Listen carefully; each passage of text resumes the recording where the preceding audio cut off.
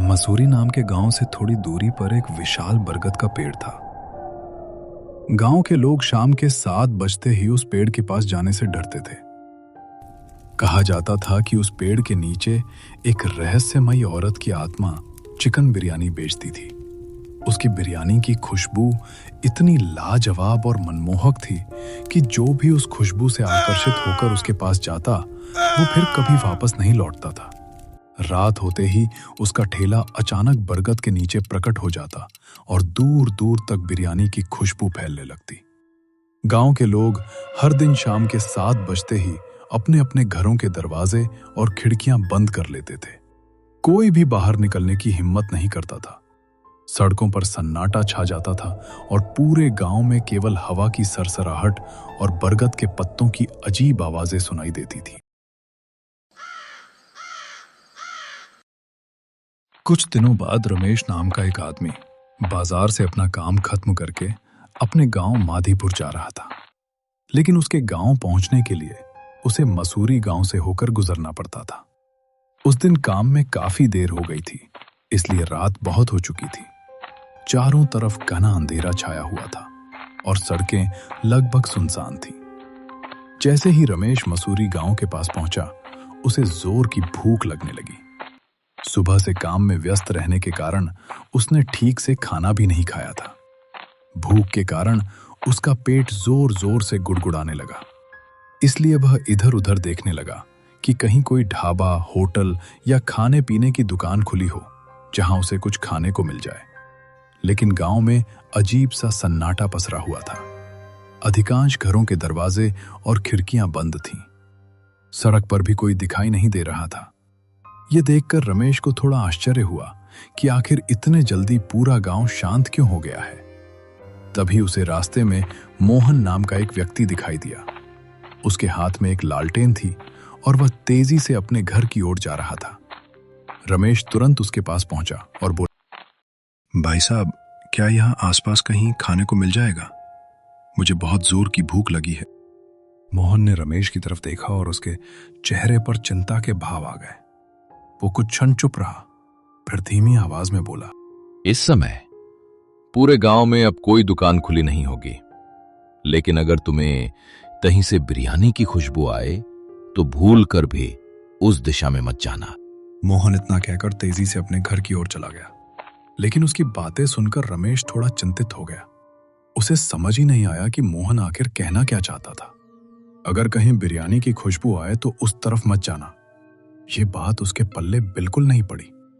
कुछ देर तक वो इसी बारे में सोचता रहा, लेकिन फिर उसने मन ही मन कहा, लगता है यह आदमी पागल है या फिर मेरे साथ मजाक कर रहा था।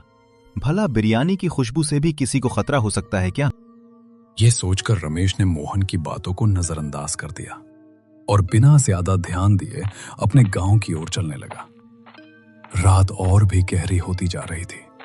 सड़क के दोनों ओर घने पेड़ खड़े थे और ठंडी हवा चल रही थी। दूर दूर तक कोई इंसान दिखाई नहीं दे रहा था। कुछ दूर चलने के बाद रमेश की नजर पेड़ के नीचे खड़े एक ठेले पर पड़ी। ठेले पर एक लालटेन जल रही थी और उसके आसपास हल्की हल्की रोशनी फैल रही थी। वहां से चिकन बिरयानी की बेहद स्वादिष्ट खुशबू आ रही थी जो दूर तक फैल रही थी। यह देखकर रमेश के चेहरे पर खुशी आ गई। उसे लगा कि आखिरकार उसे खाने की जगह मिल ही गई। भूख के कारण उसका पेट भी जोर जोर से गुड़गुड़ा रहा था। रमेश ने राहत की सांस ली और बोला, वाह, लगता है आज किस्मत मेरे साथ है। इतनी रात में भी बिरयानी का ठेला खुला हुआ है।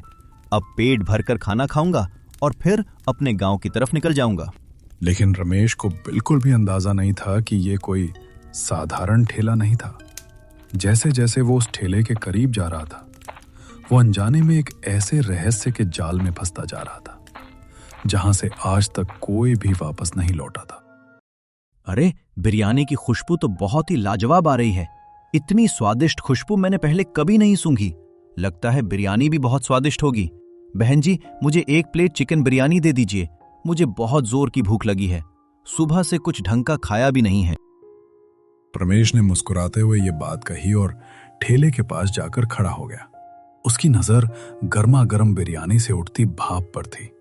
खुशबू इतनी आकर्षक थी कि उसकी भूख और भी बढ़ गई थी। वो फिर बोला, जल्दी दीजिए बहन जी, अब तो इंतजार भी नहीं हो रहा। इस खुशबू ने तो मेरा पेट और भी खाली कर दिया है। इतना कहकर रमेश उत्सुकता से बिरयानी मिलने का इंतजार करने लगा, लेकिन तभी उसकी नजर ठेले वाली औरत के चेहरे पर पड़ी। उसकी आंखें असामान्य रूप से चमक रही थी और उसके चेहरे पर एक रहस्यमयी मुस्कान थी। यह देखकर रमेश को थोड़ी अजीब अनुभूति हुई, लेकिन भूख के कारण उसने उस बात पर ज्यादा ध्यान नहीं दिया। उसे क्या पता था कि यह एक ऐसी बिरयानी थी जिसके पीछे एक भयानक रहस्य छिपा हुआ था। जैसे ही रमेश ने बिरयानी खाकर पैसे देने के लिए अपना हाथ आगे बढ़ाया, अचानक उसके सामने खड़ी औरत का चेहरा बदलने लगा। उसकी आंखें लाल हो गईं, चेहरा भयानक दिखाई देने लगा और देखते ही देखते वो एक डरावनी आत्मा के रूप में बदल गई। यह दृश्य देखकर रमेश के पैरों तले जमीन खिसक गई। उसके हाथ पैर कांपने लगे और पूरे शरीर में डर की लहर दौड़ गई। तभी उसे मोहन की कही हुई बात याद आई, अगर कहीं बिरयानी की खुशबू आए तो भूलकर भी उस तरफ मत जाना। अब रमेश को समझ आ गया कि मोहन सच कह रहा था। वो मन ही मन सोचने लगा, हे भगवान, मुझसे ये क्या हो गया? मुझे उसकी बात मान लेनी चाहिए थी। डर के मारे उसने एक भी क्षण बर्बाद नहीं किया और वहां से तेजी से भागने लगा। उसके मन में अब सिर्फ एक ही बात चल रही थी, किसी भी तरह उस भयानक आत्मा से बचकर निकलना है। लेकिन वो आत्मा कोई साधारण आत्मा नहीं थी। रमेश जितना तेज भागता, आत्मा उतनी ही तेजी से उसके सामने प्रकट हो जाती। कुछ ही पलों में वो आत्मा हवा में उड़ती हुई उसके सामने आ गई। बचाओ, बचाओ, कोई तो मेरी मदद करो। लेकिन उस सुनसान रात में उसकी आवाज सुनने वाला कोई नहीं था। पूरा गांव अपने घरों में बंद था और बाहर घना सन्नाटा पसरा हुआ था। आत्मा रमेश को हवा में उठाकर उस विशाल बरगद के पेड़ की ओर ले गई। देखते ही देखते वो उसे पेड़ की ऊंची शाखाओं के बीच ले गई।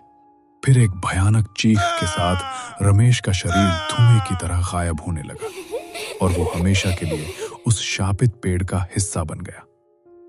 भी मसूरी गांव के लोग कहते हैं कि रात के 7 बजे के बाद उस बरगद के पेड़ के नीचे बिरयानी की खुशबू फैलने लगती है।